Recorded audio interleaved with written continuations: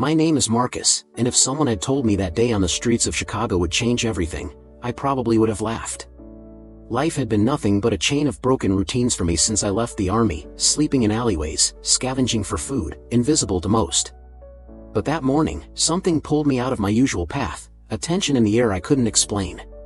The sky was pale, sunlight struggling through the clouds, casting a muted blue tint over the city. I had been walking past the financial district, my backpack slung loosely over one shoulder, boots scuffed and worn. That's when I noticed it, a sleek black SUV parked awkwardly outside a towering glass building, one that gleamed even under the weak sun. There was something about the way it sat there, out of place yet purposeful, that made my gut tighten. The man who stepped out caught my attention immediately. He was older, tall, and impeccably dressed, his suit sharp and expensive. Thomas Whitmore. I had seen his name in the papers, a CEO with a reputation for ruthlessness and success. But what struck me was not his fame, it was the way he moved. Nervous pacing, a phone pressed to his ear, voice clipped and tense, like every word carried the weight of a potential disaster. He didn't notice me, of course. People like him rarely do. Then she appeared, a young woman in a tailored suit, rushing down the steps. She stumbled slightly, her heels clicking sharply against the stone, and I instinctively stepped aside, muttering an apology. She looked at me with wide eyes, confusion and anxiety etched on her face, before continuing on her way. Something about her made me pause. Emily. She wasn't just anyone, she carried a sense of urgency, fear, and vulnerability that was palpable even from a distance. I didn't move immediately. Instead, I lingered nearby, watching as the world around her continued, oblivious. The streets were alive with the usual chaos, honking cars, people rushing to meetings, delivery trucks rumbling past. But there, in the center of it all, was a family under a shadow I could feel, even without knowing the full story. My instincts, honed over years in the military, screamed at me that trouble was near. That's when a man in a black suit stepped out from the building's entrance. His expression was sharp, scrutinizing, like a hawk spotting something amiss. "Can I help you?" he asked, voice firm but controlled. I looked him in the eye, calm, steady, and replied, "Actually, I think I can help them. I can protect them." The pause that followed was telling. He blinked once, twice, disbelief clear in his posture. A homeless veteran, someone ragged and tired, claiming he could protect the Whitmore family? Surely, it sounded absurd. I met his gaze, unwavering. "I've been through war," I said quietly, "and I've survived things most people can't imagine. I know how to see danger before it reaches you." He studied me, skepticism and curiosity warring across his face. His gaze flicked to the SUV, then back at me.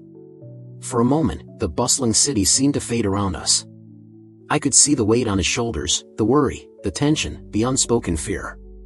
He didn't know me, yet something in him recognized experience, discipline, and perhaps a hint of desperation mirrored from his own life. The young woman, Emily, returned from wherever she had been, her pace slower this time, as if sensing the silent conversation between us. Her eyes met mine for a brief second. I nodded subtly, a silent reassurance that everything would be okay. She didn't understand yet, but she would. I stayed for a while, just observing. Every move, every gesture, every glance from the Whitmores told a story of a household on edge, a family teetering on the brink of something dangerous. And I knew, deep in my bones, that I was about to become a part of it, not by choice, but by necessity. I had no illusions. They might laugh at me, dismiss me, think me insane. But I had lived a life where survival was the only certainty. And if anyone needed protection, if anyone's life was hanging in the balance, I was the only one who could see what was coming before it arrived. As I turned away, blending once again into the crowd, I knew that this encounter was just the beginning. The Whitmore family had no idea that a homeless veteran was about to become the most important person in their lives. And as I disappeared into the city streets, I felt the first stirrings of something I hadn't felt in a long time, purpose. After the encounter outside their office, I couldn't shake the feeling that my path was about to take a sharp turn. The Whitmore family was under a threat I couldn't ignore, and though I was still a stranger, I knew instinctively that they needed me. The next day, I found myself walking up to the sleek glass building once again, each step heavier than the last, not from fear, but from the weight of responsibility I was about to claim. Thomas Whitmore's office was on the 32nd floor, overlooking the city. The sun streamed through the windows, bathing the room in a cold blue light that reflected off polished surfaces. He was seated behind a massive desk, papers meticulously stacked, but his fingers drummed nervously on the polished wood. He looked up at me as I entered, his sharp eyes scanning me like a man trying to weigh a threat against a promise. "Sit," he commanded, and I obeyed, though the chair felt foreign beneath me, stiff and unwelcoming compared to the worn bench I usually called home. Thomas leaned back, arms crossed, studying me like a predator examining its prey. "You really think you can help us?" His tone was half skepticism, half curiosity. I didn't flinch. "I don't think," I said. "I know. I've protected people before, under fire, under pressure, when failure meant death. I can do the same for your family." My voice was calm, steady, but it carried the weight of years spent in situations where hesitation wasn't an option. He frowned. "You're homeless," he said, almost as a statement of fact rather than a question. "You live on the streets. Why should I trust you?" I met his gaze directly. "Because danger doesn't care about suits or money. It comes for the unprepared. And I've spent my life preparing for the unthinkable." For a moment, silence filled the room. Only the distant hum of the city below punctuated the tension. Thomas's expression softened slightly, a flicker of acknowledgement passing through his eyes. He leaned forward, resting his forearms on the desk. "Tell me what you've done," he said. "Where you served. What situations you faced." I began recounting my years in the army, the missions that had tested every ounce of my skill and endurance. I spoke of nights spent in hostile territory, of ambushes narrowly avoided, and of protecting people who didn't even know they were in danger. Each word carried the authenticity of experience, and I could see the shift in Thomas's demeanor. His skepticism remained, but curiosity, and perhaps a cautious respect, crept in. Finally, I made my proposition: start with the women. Your wife, your daughter. Let me prove that I can keep them safe. If I succeed, we can expand from there. But I need the chance. He paused, weighing my words carefully. His fingers drummed a slow rhythm on the desk, and I noticed the tension in his jaw, the unspoken fear lurking just beneath his composed exterior. "Fine," he said at last. "You can start with them. But know this, I'm watching. If anything goes wrong," he didn't finish the sentence, but I understood. Failure wasn't an option. Emily, his daughter, entered the room quietly, her eyes wide with cautious curiosity. She had been watching me from the hallway, sensing that this strange man, the one who had appeared from nowhere, was now part of her life. I offered her a small, reassuring nod.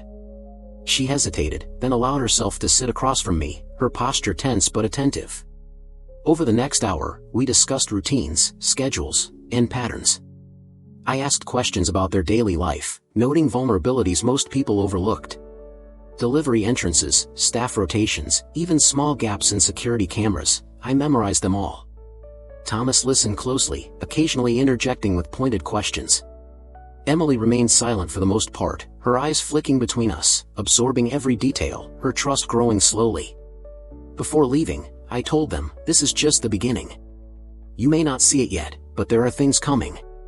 Threats that aren't visible until they're on top of you. And when they arrive, you'll be glad I warned you." Thomas didn't respond immediately, but there was a subtle nod, a quiet acknowledgement that he had made the right choice, however reluctantly. Emily's eyes lingered on me a moment longer, a mixture of fear and curiosity, and I knew that our bond, fragile as it was, had already begun to form.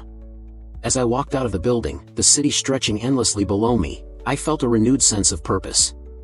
I had no home, no family of my own, but for the first time in years, I had a mission that mattered. Protecting the Whitmore family wasn't just a job, it was a responsibility that I couldn't ignore. And for those watching this story unfold, make sure to subscribe, because what comes next is beyond anything you could imagine. Danger, loyalty, and courage are about to collide in ways that will leave you breathless. Since the agreement with Thomas Whitmore, my days had changed completely, though the streets still clung to me like a second skin. I moved through the city with purpose now, blending my old habits of observation with a new mission, protecting a family who had no idea how close danger really was. The estate where the Whitmores lived was heavily guarded, cameras in every corner, security personnel walking predictable patterns. Yet even the best systems have flaws, and it was my job to find them. The first week was all about watching. I didn't announce myself. I didn't try to impress anyone. I merely observed. I noted how the delivery trucks arrived each morning, how the cleaning staff rotated, and which side gates were left unattended. Every movement, no matter how small, became a piece of a puzzle that only I could see forming. I was careful to remain invisible, blending with the city's pulse. People saw a homeless veteran wandering the sidewalks. They didn't see the mind analyzing, calculating, preparing for a threat no one else could sense. Emily, Thomas's daughter, started noticing me, not as an intruder, but as a presence that made sense, though she couldn't explain why. Her eyes would occasionally follow me when I moved along the estate's perimeter. There was a cautious respect there, mixed with the natural curiosity of a young woman trying to understand why a man like me, ragged and solitary, had become part of her family's world. I nodded to her silently when our eyes met, and for a moment, I could see that flicker of trust beginning to form. One evening, as the sun dipped behind the tall buildings, casting a bluish shadow across the city, I found myself near the garage entrance. It was quieter than usual. That's when I overheard them, voices low, deliberate, with menace dripping from every word. "We make our move soon, nothing will stop us this time," one of them said. I froze, heart thudding, but not with fear. This was what I had been waiting for, a confirmation that the danger I had sensed was real. I followed them, careful to remain unseen, noting their movements, their method of communication. They were organized, disciplined, and they believed the Whitmores were unprepared. But they hadn't counted on someone who had survived far worse.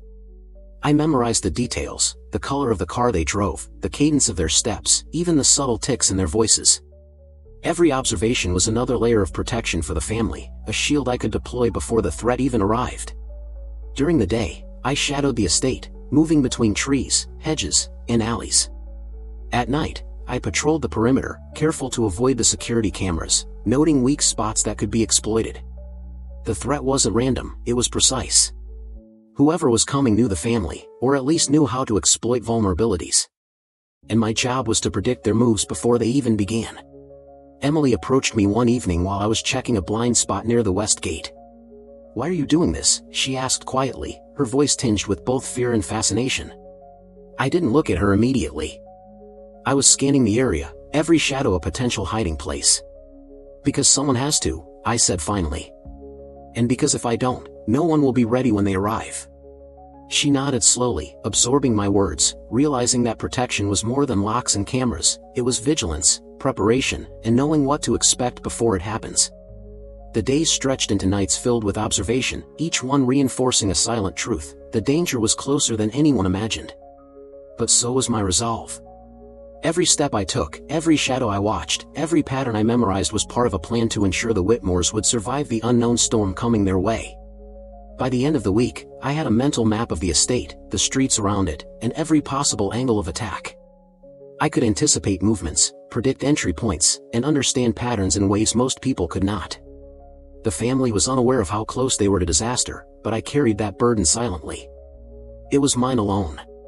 And for those watching this story unfold, make sure to subscribe, because the next chapter will reveal how the first real threat arrives, and how a homeless veteran can turn the shadows themselves into armor. The day started like any other, but I could feel it in my bones: something was about to happen. The sunlight was pale and cold, filtering through the clouds and casting a soft blue hue over the streets of Chicago. I walked along the perimeter of the Whitmore estate, my eyes scanning every angle, every shadow, every possible entry point. Years in the army had taught me to notice things others ignored, and today, my instincts screamed that I wouldn't just be observing, I would have to act. Emily had stayed late at her university library, something she did often, losing herself in books and notes. Normally, her routine was predictable, almost comforting. But today, the pattern shifted. I noticed it when she emerged from the library building, phone pressed to her ear, her pace hurried, heels clicking sharply on the pavement. She looked over her shoulder, a flicker of unease in her eyes, and my heart clenched. I moved quickly but silently, keeping a careful distance. My eyes caught the black sedan creeping along the curb, slowing as it approached the street she would take. Two men stepped out, faces partially hidden, their posture deliberate and menacing. They weren't just random attackers, they had a plan, and Emily was the target. I didn't hesitate. Years of training kicked in, instincts overriding fear. I positioned myself along the path, making sure to remain unseen until the precise moment. My body tensed, muscles coiled like a spring. I watched them approach, calculating the distance, their speed, and how they might react to an obstacle. Time seemed to slow, each second stretching into eternity. When they closed the distance, I moved. A sudden noise, a metal trash can tipped over, drew their attention. They stumbled, surprised, just enough for me to step out from the shadows. "Stay back," I shouted, my voice sharp and commanding. Emily froze, wide-eyed, but safe. The attackers hesitated, glancing at each other, confusion written across their faces. I pressed forward, keeping my stance low and strong, ready to defend. One of them lunged toward Emily, and I intercepted him, grabbing his arm and twisting it, sending him sprawling to the ground. The other tried to run, but I blocked his path, my voice firm. "Leave. Now." Fear and authority intertwined in my tone, and for the first time, they realized they were outmatched. They retreated, muttering threats, their confidence shattered by an unexpected resistance. Emily rushed toward me, her face pale, eyes wide with a mix of fear and gratitude. I checked her quickly, making sure she wasn't hurt. "Are you okay?" I asked, my voice softer now, trying to calm both of us. She nodded, shaking slightly, still catching her breath. When Thomas arrived shortly after, anger and relief battling across his face, I explained the encounter. I couldn't wait, I told him. They were close. Too close. I had to act. He stared at me, a mix of astonishment and gratitude in his eyes. For the first time, I saw him not as the untouchable CEO, but as a man who had come face to face with the limits of his own security, and with someone willing to stand between him and disaster. That evening, after the adrenaline faded, I went over the events in my mind. Every movement, every step, every decision mattered. The attackers had been testing the perimeter, probing for weaknesses, and I had intercepted them before real harm occurred. It wasn't just luck, it was preparation, observation, and instinct coming together at the right moment. Emily stayed close that night, asking questions, curious about how I had anticipated the threat. I answered carefully, giving her enough to understand, but not so much that fear would take root. She began to see the world differently, not just the danger around her, but the possibility of protection, of someone watching and caring enough to act before disaster struck. By the time the city lights flickered on, casting a bluish glow across the estate, I knew one thing with certainty: the first threat had been just a warning. There would be more, and they would be smarter, more organized. But so would I. Every shadow, every movement, every quiet corner of the city would be under my watch. And for those watching this story unfold, make sure to subscribe, because the next chapter will reveal how a plan takes shape, a strategy that could change the Whitmore's fate forever. After the first encounter, I knew that reaction alone wouldn't be enough. The attackers had tested the perimeter once, and next time, they would come prepared. The Whitmore family's safety depended not only on vigilance but on a plan, one that accounted for every angle, every variable, and every unpredictable element that could turn a routine day into a disaster. I spent the next days immersed in observation, but now it was paired with strategy. I walked the estate repeatedly, memorizing every corner, noting shadows where an intruder could hide, tracking the timing of security patrols and camera rotations. Each detail became a piece of the puzzle, a layer of protection that no ordinary security system could provide. My mind moved constantly, calculating routes, escape paths, and potential choke points. Emily watched me closely during this time, her curiosity growing alongside her trust. One afternoon, she approached me while I was checking the east gate, her hands gripping the railing nervously. "How do you know all this?" she asked, eyes wide. I gave a faint smile, crouching down to meet her gaze. "Experience," I said. "And paying attention. Danger leaves clues if you know where to look."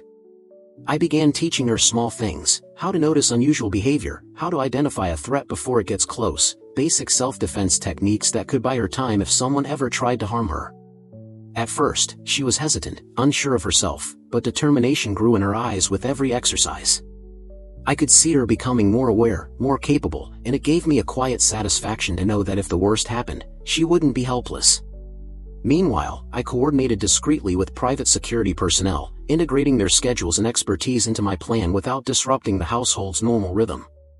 I taught them how to anticipate rather than react, showing them the patterns I had observed, and slowly, we built a network of overlapping protection that extended beyond the estate walls. Every day, we rehearsed scenarios quietly, running through potential attacks, planning escape routes, and establishing contingency plans. The family began to notice a subtle change in the atmosphere. Thomas still carried the tension of a man under threat, but there was a flicker of reassurance in his eyes when he saw my presence. His wife, Marianne, though reserved, started asking questions about what I was doing, showing the faintest spark of trust. Emily often stayed by my side, eager to learn, her posture more confident, her gaze more vigilant. The transformation was slow but undeniable. The family was becoming more resilient, more aware, and that gave me hope. One night, as the city lights flickered bluish across the estate, I reviewed everything again: the estate layout, the staff schedules, the vulnerabilities, and the known threat. Anonymous messages had started arriving, warning of what might happen if the family didn't leave the city. It was psychological warfare, a test of fear. I ignored the messages, but I studied them. Every word, every timing detail, was a clue. I had to understand not only their moves but their mindset. The plan was no longer just protection, it was anticipation, preparation, and mental conditioning for the family. I showed them how to react without panic, how to move safely through the estate, and how to communicate discreetly in case of danger. Each exercise, each rehearsal, was a small step toward survival. Every glance, every gesture, every whisper of instruction built a layer of readiness that the attackers could not predict. By the end of the week, I felt a quiet satisfaction. The Whitmores were no longer entirely defenseless. Emily had learned to move silently, to watch and listen with intent. Marianne had begun to notice small signs of danger she would have ignored before.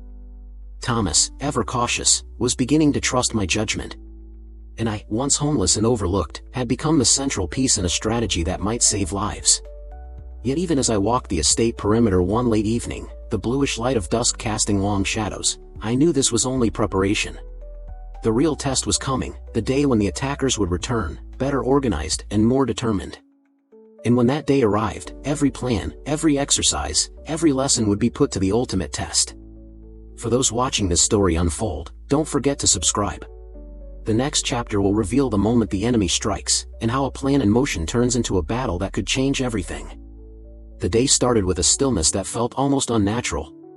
The sunlight was muted, a bluish haze drifting across the Whitmore estate, casting long, distorted shadows over the manicured lawns and polished stone paths. My senses were heightened, every sound amplified, the distant hum of traffic, the flutter of leaves in the trees, even the faintest creak of a gate hinge. I knew they were coming, and I was ready. I had anticipated their return, the attackers' need to test, to strike, to instill fear. This was no longer a test of observation or planning, it was a trial of execution. My heart remained calm, trained over years of high-stakes operations. Every muscle, every thought, every instinct was focused on the safety of the family. Emily and Marianne were safely inside the house, hidden behind reinforced doors and watching from a secured balcony. I could see the tension on their faces, the fear mingled with trust. Thomas joined us, armed with a sense of urgency and the realization that his reliance on technology and money alone was insufficient. His eyes met mine for a brief moment, a silent acknowledgement: this was real, and we would face it together.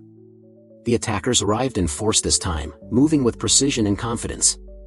Their black sedan rolled to a stop near the back entrance, men stepping out with deliberate, calculated movements. They believed they had the advantage. But they hadn't accounted for someone who had lived a life where survival was a constant negotiation with danger.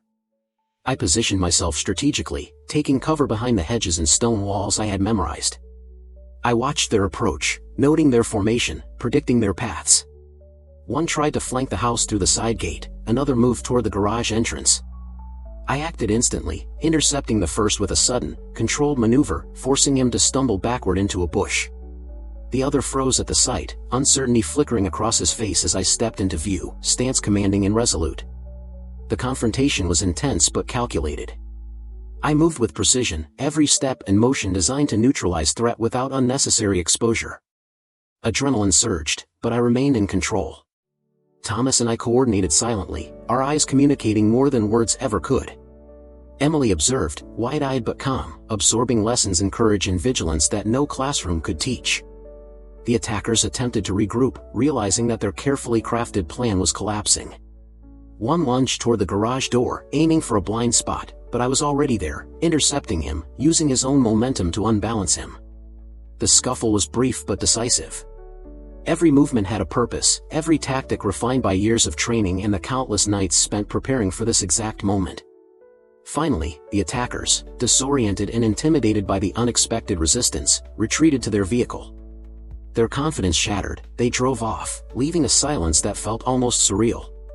The estate, bathed in bluish late afternoon light, seemed impossibly calm, yet every fiber of my being remained alert. Thomas approached me slowly, eyes scanning for any lingering threat, finally relaxing as he realized the immediate danger had passed. You saved them," he said, voice trembling with a mix of relief and disbelief. I shrugged lightly, the tension slowly releasing from my shoulders. "I did what I had to," I said simply. It was never about recognition, it was about protection. Emily ran to me then, her hands gripping mine in a mixture of gratitude and awe. Marianne joined, tears in her eyes, silent acknowledgement of what had just occurred. For a brief moment, the fear and tension of the day dissolved into an overwhelming sense of relief. The Whitmore family was safe, at least for now, and that was all that mattered. As the sun dipped lower, casting a deep bluish hue across the estate, I walked the perimeter one last time, ensuring that every potential vulnerability was accounted for. The attackers would return in some form, in some way, but the Whitmores had learned an essential lesson: vigilance, preparation, and courage could turn even the most ordinary individuals into a shield against danger. And for those watching this story unfold, remember to subscribe, because the next chapter will reveal the unbelievable ending, how trust, courage, and unexpected bonds can change lives forever. The morning after the confrontation, the Whitmore estate was quiet, but the air was heavy with the remnants of tension. The blue light of dawn filtered through the windows, casting a soft, almost surreal glow over the house. For the first time since I arrived, there was a calm that felt earned, not fragile. Yet beneath that calm, I remained vigilant. Experience had taught me that safety is never guaranteed, and vigilance is a continuous responsibility. Thomas moved through the rooms with a cautious respect, no longer the untouchable CEO but a man who had glimpsed the limits of his own security and learned humility. His steps were slower, deliberate, each glance toward the doors and windows hinting at a lingering awareness of the danger we had faced. He looked at me with gratitude that words could not fully capture. "I don't know how to thank you," he said quietly. I simply nodded, knowing that actions had already spoken louder than any expression of thanks. Emily, however, caught my attention the most. She had changed in subtle ways. Her posture was straighter, her eyes sharper, and a quiet determination lingered in her expression. The exercises, the vigilance, the drills, they had transformed her. She approached me as I checked the perimeter one last time, her voice steady despite the lingering fear. "I understand now," she said softly. "Why you do this? Why you keep watching?" I gave her a small nod, silently acknowledging the growth I had witnessed. Marianne, the matriarch of the family, came forward next. Her hands trembled slightly, but she spoke with a newfound confidence. "You've done more than protect us," she said, her voice thick with emotion. "You've shown us what it means to be prepared, to face fear without giving into it." Her words struck me, not as praise, but as the recognition of the bond that had formed between a homeless veteran and a family that had once seemed untouchable. As the day unfolded, the sense of relief was gradually replaced by a quiet celebration of life, of resilience. The estate felt different, lighter, warmer, though still bathed in the bluish light of the city's morning. There were small gestures, smiles exchanged, and a cautious laughter that had been absent for too long. I realized that my presence had done more than shield them from danger, it had restored a measure of hope that they hadn't known they were missing. Then, as the sun climbed higher, I received a call on my old, battered phone, a simple message from a security contact I had placed outside the perimeter during the previous confrontation. "All clear. They haven't returned." My chest eased, but I remained alert. Experience had taught me that danger can linger, silent, waiting for the perfect moment to strike. Yet for the first time, I felt that we had created a shield strong enough to hold, at least for now. Thomas approached me later, standing near the balcony that overlooked the city skyline. His expression had softened, a mix of relief, gratitude, and perhaps a quiet admiration. "You changed everything," he said. "Not just for my family, but for me. I realize now that protection isn't about walls or cameras, it's about trust, skill, and someone willing to act when it matters most." I nodded silently, aware that words could never fully capture the depth of what had occurred. Emily came to stand beside him, her hand brushing against his shoulder in a gesture of comfort and strength. I watched them, a family no longer bound by fear but strengthened by resilience, and I knew that my role, though unconventional, had made a lasting impact. It wasn't just about survival, it was about transformation. As the day faded into evening, the city's bluish light blending with the warm glow of interior lamps, I took one last walk around the estate. The shadows no longer felt threatening, they were reminders of the journey we had endured, the danger we had faced, and the bonds we had formed. I realized that life could change in a moment, and sometimes, an unlikely guardian could make all the difference. And for those watching this story unfold, there's another story on your screen right now, and trust me, you don't want to miss it. And, if you haven't yet, consider subscribing. There's so much more I want to share with you.